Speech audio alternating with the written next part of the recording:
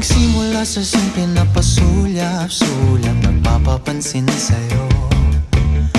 Umabot sa palitan ng mga mensahe, kilig na kilig ako. Kumusta, kain na, hello, magandang umaga. Ingat ka, pahinga, huwag kang masyadong magpupuyat pa. Naramdaman ng puso na